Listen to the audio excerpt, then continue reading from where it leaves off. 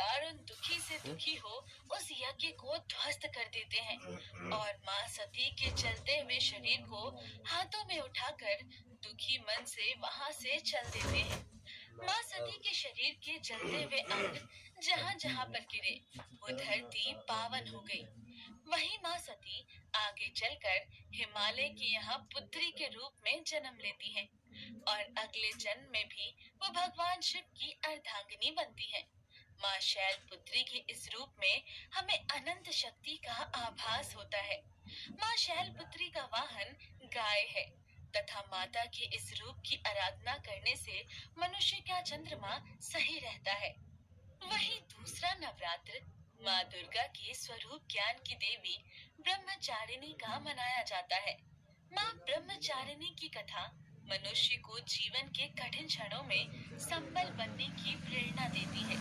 माँ ब्रह्मचारिणी ने भी हिमालय के यहाँ पुत्री के रूप में जन्म लिया और जब उनके विवाह की बात चली तो एक दिन नारद मुनि उनके समक्ष उपस्थित होते हैं।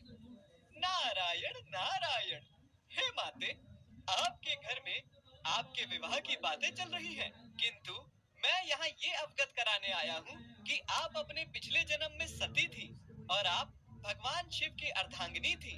आपके देह दाह करने के पश्चात भगवान शिव घोर तपस्या में लीन हो गए। हे माते, संसार के कल्याण के लिए तथा महादेव की तपस्या को समाप्त करने के लिए आपका भगवान शिव से विवाह होना अत्यंत आवश्यक है। हे ऋषिवर, आपने मुझे इस बात से तो अवगत करा दिया, किंतु महादेव को मैं कैसे पा सकती हूँ, इसका वर्णन तो आपने किया ही नहीं। नारायण नारायण, आप तो स्वयं ज्ञान से परिपूर्ण है माते, और आप ये भली बात जानती हैं कि महादेव को पाना इतना भी सरल नहीं है। उसके लिए तो आपको तपस्या करनी होगी। आपकी तपस्या ही महादेव को फिर से प्रकृति के समीप ले आएगी। महादेव के विवाह के लिए जब माता अपनी माँ और पिताजी से आज्ञा लेती है, हे पुत्री, महादेव ही क्यों, इतनी कठिन भक्ति के लिए मैं तुम्हें कैसे आज्ञा दे सकती हूँ। मैं तुम्हारे लिए उनसे भी अच्छा सुयोग्य वर ढूंढ सकती हूँ। पुत्री, हम तुम्हें इतने कष्ट में नहीं देख सकते। माता, पिताजी, मैं पिछले जन्म में महादेव की अर्धांगिनी थी और इस जन्म में भी मैं महादेव की ही अर्धांगिनी बनूंगी। इसके लिए मैं भगवान महादेव की कितनी भी कठिन उपासना कर सकती हूँ। मुझे मेरे कर्तव्य से ना रोके। आप दोनों मुझे आज्ञा दें कि मैं अपनी तपस्या में सफल हो जाऊँ। माँ को अपने वचनों पर अडिग देखकर उनके माता पिता उन्हें तपस्या की आज्ञा दे देते हैं। भगवान महादेव के बारे में सब जानने के बाद माँ ब्रह्मचारिणी उपासना में बैठ जाती है और लगातार 1000 वर्षों तक वो महादेव की तपस्या करती है। माँ को कन्या के रूप में भगवान शिव की तपस्या करते हुए देखकर ही उनका नाम ब्रह्मचारिणी पड़ता है। वो वर्षों तक केवल टूटे हुए बिल्व पत्ते खाकर भगवान शिव की आराधना करती है। फिर वर्षों बाद वो पत्ते भी खाना छोड़ देती है, जिससे माँ का एक नाम अपर्णा भी पड़ता है। माँ इतनी कठिन तपस्या कर रही थी कि उनका शरीर एकदम छिन्न हो जाता है। यह देखकर सब देवता चिंतित हो जाते हैं। तब भगवान ब्रह्मा सब देवताओं के साथ माँ के पास आते हैं। हे माते, आप हजारों वर्षों से महादेव की उपासना कर रही हैं। इतना कठिन तप और तपस्या आज तक कभी भी किसी ने महादेव के लिए नहीं किया है। आपको इसका फल अवश्य प्राप्त होगा। किंतु हे माते, आप बहुत ही निर्बल हो गई हैं। भगवान शिव चंद्रमौली रूप में आपसे ही विवाह करेंगे, किंतु अभी आप अपने घर जाकर विश्राम कीजिए। हे ब्रह्मदेव, मैंने जब उपासना का संकल्प लिया था तो ये प्रण भी लिया था कि जब तक महादेव स्वयं आकर मुझे इस तपस्या से नहीं रोकेंगे, मैं ये तपस्या कभी बंद नहीं करूंगी। किंतु हे माते, आप इतनी अत्यंत दुर्बल शरीर के साथ उपासना कैसे कर पाएंगी? मैंने आपके माता पिता को संदेश भिजवा दिया है। वो किसी भी क्षण यहाँ आकर आपको ले जाएंगे। मैं तब तक अपने घर नहीं जाऊंगी जब तक महादेव स्वयं आकर मुझे दर्शन नहीं दे देते। माँ अपने माता पिता को भी यही बोलती है तथा उन्हें वहाँ से चले जाने को कहती है। फिर वो वर्षों तक भगवान शिव की इसी तरह ही उपासना करती रही और एक दिन भगवान शिव उन पर प्रसन्न हो जाते हैं। हजारों वर्षों से तुम्हारी कठिन तपस्या ने मुझे विवश कर दिया कि मैं स्वयं तुम्हारे सामने उपस्थित हूँ। आपके दर्शन पाकर मैं धन्य हो गई महादेव, किंतु जब तक आप मुझे इस बात का आश्वासन नहीं देंगे कि आप मुझे अपनी अर्धांगिनी के रूप में स्वीकार करेंगे, मैं अपने घर नहीं जाऊंगी। तुम्हारी कठिन भक्ति देखने के बाद मैं तुमसे विवाह तुम्हारी इस कठिन भक्ति के लिए तुम सदा अपने भक्तों के बीच में ब्रह्मचारिणी के रूप में प्रसिद्ध होगी तथा तुम्हारे इस रूप की पूजा जो कोई भी व्यक्ति देवता या गंधर्व करेगा, कठिन संघर्षों के बीच में भी कभी उसका मन विचलित नहीं होगा। भगवान शिव के दर्शन देने पर तथा सभी देवी देवता भी उस समय वहाँ उपस्थित हो जाते हैं और भगवान शिव से आग्रह करते हैं कि वो जल्द से जल्द माँ से विवाह कर पृथ्वी पर हो रहे अत्याचारों को समाप्त करें। उसके बाद माँ ब्रह्मचारिणी अपने घर लौट आती है और कुछ समय पश्चात भगवान शिव का विवाह उनके साथ हो जाता है। माँ के हर रूप की अपनी एक अलग ही महिमा है। वो हमें कठिन से कठिन समय पर विचलित न होने का संदेश देती है तथा अपने कर्म को सर्वोपरि रखने का उद्देश्य भी देती है। और जो भक्त माता का स्मरण दिल से करता है, उसकी सभी मनोकामनाएं पूर्ण हो जाती हैं। नवरात्रि के तीसरे दिन माँ चंद्रघंटा का व्रत होता है। माँ चंद्रघंटा का चेहरा स्वर्ण के समान कांतिमय होता है। माँ के मुखमंडल पर सूर्य जैसी आभा होती है और माँ के सिर पर आधा चंद्रमा सुशोभित होता है। वो ऐसा लगता है जैसे कि मंदिर का घंटा हो, इसलिए माँ का नाम चंद्रघंटा पड़ा। माँ चंद्रघंटा की भक्ति कर रहे भक्तजनों के सभी पाप नष्ट हो जाते हैं तथा वो भय मुक्त हो जाते हैं। और इसका एक बहुत बड़ा कारण है कि माँ चंद्रघंटा ने हजारों वर्ष पूर्व एक ऐसे राक्षस का वध किया जिसको स्वयं भगवान भी नहीं मार सकते थे। एक बार की बात है, महिषासुर नामक राक्षस हुआ करता था। एक बार देवता और असुरों में युद्ध होता है। असुरों का राजा महिषासुर और देवताओं के राजा इंद्र थे। लगातार कई वर्षों तक युद्ध चलता रहा और अंत में महिषासुर इंद्रदेव को हराकर स्वर्ग पर अपना आधिपत्य कर लेता है। इंद्रदेव को अपना राज्य छोड़कर जाना पड़ा। वो और उसके सब देवता गंधर्व भगवान विष्णु, भगवान शिव और ब्रह्मदेव के पास जाकर प्रार्थना करते हैं। हे प्रभु ब्रह्मा, विष्णु, महेश, वर्षों से महिषासुर के साथ स्वर्ग की रक्षा करते करते अंत में हम महिषासुर से पराजित हो ही गए। उसने स्वर्ग को हथिया लिया है। हे भगवान, हम देवता धरती पर विचरण करने के लिए विवश हो गए। नाथ, हमारी रक्षा करें। इंद्रदेव, हम आपकी सहायता कर तो दें, किंतु महिषासुर को ब्रह्मदेव से वरदान प्राप्त है कि उसे कोई भी देवता, गंधर्व या भगवान नहीं मार सकता। इसीलिए उसकी अराजकता दिन पर दिन बढ़ती जा रही है। वरदान प्राप्त होने से उसकी शक्तियां पार हो गई, किंतु उसका विनाश नहीं हो सकता। ये उसकी भूल है। हे भगवान, उसकी कठिन तपस्या देखने के बाद मैंने उसे वरदान दिया था, किंतु उसने इसका गलत प्रयोग कर अपनी मृत्यु को स्वयं बुलावा दिया है।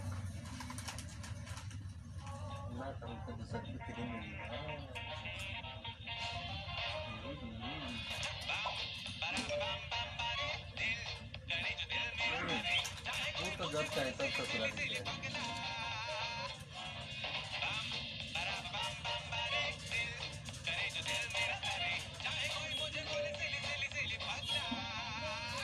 वो तो बेसीजन हो जाएगा।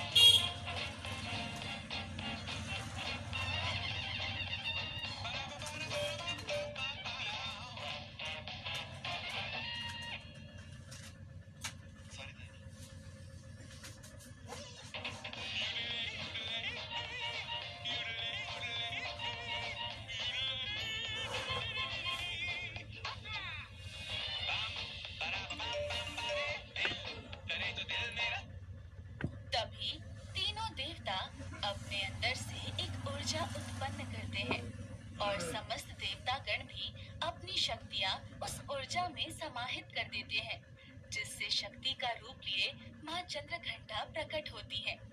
भगवान विष्णु उन्हें अपना चक्र प्रदान करते हैं। भगवान शिव अपना त्रिशूल देते हैं। इंद्र अपना अस्त्र व्रज उन्हें प्रदान करते हैं तथा ऐरावत के गले में बंधी हुई घंटी उनके माथे पर लगा देते हैं, जिससे उनका नाम चंद्रघंटा पड़ा। चंद्रघंटा भगवान महादेव को प्रणाम करते हैं। हे देवी, हम सब देवताओं की ऊर्जा से हुई, इसीलिए आपका सूर्य की भांति चमक रहा है। और सबको जानता है कि महिषासुर का संहार कर दीजिए, जिससे तू चार गो खींचे, चार गो देवताओं हो, चार वापस गो हो, स्वर्ग कि मिल पांच जाए। कोई सात कोई दस हे सबको भगवान, मदद कराओ जिस ना, कार्य के सब लिए ब्लाक मेरी की भक्ति की गई है, मैं शीघ्र तो कार्य को पूर्ण कर जोड़ा आराम आपको से महिषासुर के संहार की शुभ तू आंखों सूचना में टिकट देती ले हूँ। जी अपन डलप अब मतलब मुझे देखिए आज्ञा इन्होंने भूल दीजिए बैठे प्रभु। थे डलप ये कहकर वो देवी अपनी ध्यान सवारी नहीं थे मतलब सिंह देखो पर जोड़े सवार तो होकर कोई अपनी पांच सात आठों टिकट रहा भुजाओं में अपने अस्त्र, ओकरे बाद खड्ग, तलवार, अब चक्र, टिकट आराम से गदा, लेके जी मैं आंखों में त्रिशूल ये मतलब ये और उतनी धनुष पता है कि मतलब लेकर डलप चल में कहां पड़ती बैठे है। देखने पाए से निकली हुई इन्होंने गर्जना आपको से आराम से जोड़वा जोड़ के तीनों निकल लोग कांप उठते हैं और फिर वो पहले महिषासुर ना को देखो युद्ध चार के सब लिए कहां खा के ले ललकारती है। रहा तू एकदम दवाई रो लगना दवाई रो मेरा निकले नाम वाला महिषासुर है और मुझे कोई भी बहुत दिक्कत है कर सकता। तब अब जाके अब देखिए ना अब करने की क्षमता खत्म हो गई है, अब जाके तो उन्होंने ये देवी उत्पन्न कर दी है। ये क्या लगा? वो ऐसे कोई भी चमत्कारी चीज मेरे पास कोई तो ना कहो खाली 1% चार्ज करेगा यार, अपन देवे ना करम थोड़े से लगा ना देना भैया इस बात को आ अन्यथा न गूगल पे ले। करे बात मैं ये तेरे स्वयं खुलल देख बा कर आया हूँ। कौन सी वो सब अस्त्रों से 1% बचा लो चाचा जैसे चालू कर सोचा अपन बहुत ना ऐसे लिखा कोई और बताओ सुनता हमारा हमारा ढेर जाजो कहीं कर दे हम कर दे हम अपन सीता पर झंझटे ना दे चार्जर तो देवे ना करम करते ही चाहे तू खुश रहा अच्छा नाराज और उसके साथ युद्ध करो। भैया 2.5 साल हो गए अगर चार्जर देले रहती तो घाट ना 2.5 साल चला नष्ट कर दोगे।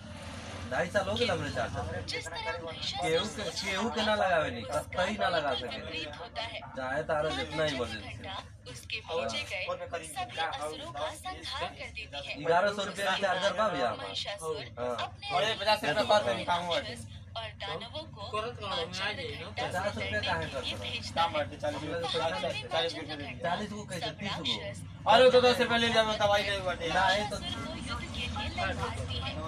30 रुपये देवे करो महिषासुर पीछे चल लिया पीछे असीम शक्तियों के ऊपर ना। घमंड है, फिर भी तू अपने दानवों ये कंडीशन और बा। राक्षसों को मुझसे युद्ध का नंबर करने आ के लिए भेज रहा है। ना यार ये तेरी कायरता को दर्शाता है। अगर तू खुद को शक्तिमान मानता है तो आकर मुझसे युद्ध कर।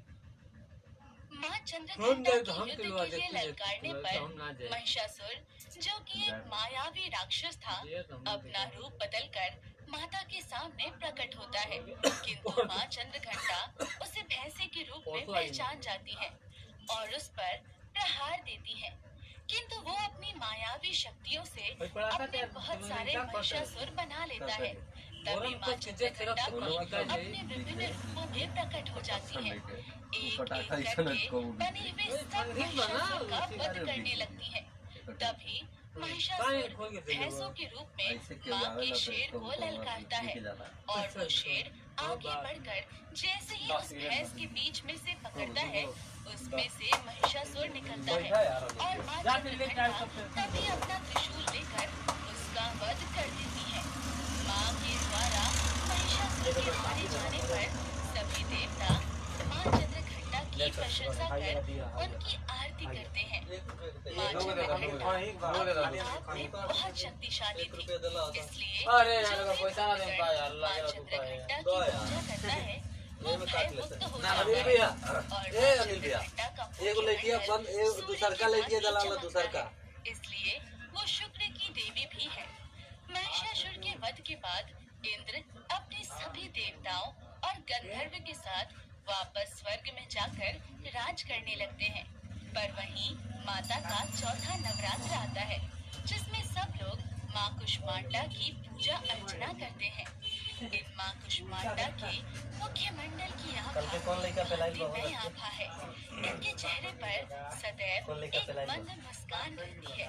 कुष्मांडा माता की 8 भुजाएं हैं तथा उनकी 8 भुजाओं में कमंडल, अरे देखा चिया था तारिए क्या बड़े देखा चिया हो नहीं कौन है यार अरे वो इस तरह और नया सिद्धियों और निधियों को देने वाली एक जप माला भी है। अरे वो माँ इस तरह कुष्मांडा को कुष्मांड कद्दू की बलि पसंद है, इसलिए इन माँ का नाम कुष्मांडा पड़ा और इनका प्रिय वाहन सिंह है। माँ कुष्मांडा की उत्पत्ति उस समय पर हुई जब सृष्टि नहीं थी, चारों तरफ सिर्फ अंधकार ही अंधकार था।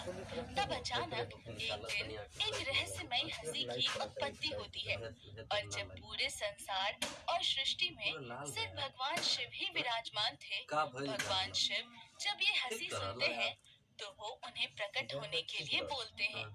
माँ की हंसी की ध्वनि जो सूर्य के बीच में से उत्पन्न हुई, वहीं से माता की उत्पत्ति हुई। भगवान शिव को प्रणाम करती है। हे देवी, क्योंकि सृष्टि को पहले हंसी की ध्वनि आपसे मिली, इसलिए आप आदि देवी के नाम से जानी जाएंगी। आपकी उत्पत्ति का एक ये कार्य प्रकृति की संरचना करना भी है। आपकी उत्पत्ति से ही इस संसार में भिन्न भिन्न चीजों की उत्पत्ति होगी। आप ही के तेज से सबके अंदर तेज व्याप्त होगा। भगवान शिव को मेरा प्रणाम। हे प्रभु, मैं तो सिर्फ एक ध्वनि मात्र हूँ। आपने मुझे जिस कार्य के लिए उत्पन्न किया है, उसके लिए मुझे असीम शक्तियों की आवश्यकता पड़ेगी। हे देवी, तुम अष्टभुजाओं वाली, सौम्य चेहरे वाली तथा तुम्हारे चेहरे पर एक आभा व्याप्त रहेगी। तुम भिन्न भिन्न प्रकार की शक्तियों से परिपूर्ण होगी। सृष्टि के निर्माण के बाद तुम्हें कुष्मांडा नाम से जाना जाएगा और पूछने वाले भक्तों भय या डर नहीं रहेगा। आपकी दी गई असीम शक्तियों का बारवा निकलवा लो मैं सृष्टि उत्पत्ति मुआ में देखे का करूंगी। चलो तब आदि बिरबल शक्ति कुष्मांडा ने जानता लो पृथ्वी की बिरबल के। संरचना की। हमारी पूरी पृथ्वी की जानता लो। उत्पत्ति एक ध्वनि से मुआ हुई देखे का और चलता वो लो निकल जी ध्वनि बोलो सारे संसार में निकाल व्याप्त बोलो। है। अगर इस पृथ्वी अरे पर बारवा कुछ भी निकलवा तब सत्य है ना तो वो सिर्फ और सिर्फ ध्वनि है। सही ना है ध्वनि आपको परमात्मा से जोड़ती है और अरे इसलिए यार। माँ क्या कुष्मांडा हो गया? जो सूर्य के बीच में उत्पन्न है, जो भक्तगण माँ कुष्मांडा की पूजा करते हैं, उनका सूर्य बलवान होता है। पांचवी नवरात्रि में सभी भक्तगण ना जाइए यार। भक्ति में लीन जगह होकर क्या मिली जिस बाकी देवी कहीं ना की मिले। पूजा अर्चना करते हैं, पुलिस उस हाँ। देवी का नाम कौन सी भजन? स्वर्ण अक्षरों ना में यार, वो स्कंद कहीं माता है। तो स्कंद माता का मुख्य नहीं मंडल शुभ्र वर्ण का है। स्कंद माता की अरे? पूजा सभी भक्तगण हाँ? अधिकतर संतान प्राप्ति के लिए करते आया हैं। भैया चल ना माँ स्कंद माता वात्सल्य की देवी है चल चलो सब और उनकी भक्ति करने नहीं से के पानी हो। मूर्ख से मूर्ख इंसान भी ज्ञान प्राप्त कर लेता है। इन देवी के स्वरूप की अगर व्याख्या की जाए तो ये 4 भुजाओं वाली देवी है। इनकी एक भुजा में एक नन्हा बालक विराजित है, जो कोई और नहीं भगवान शिव के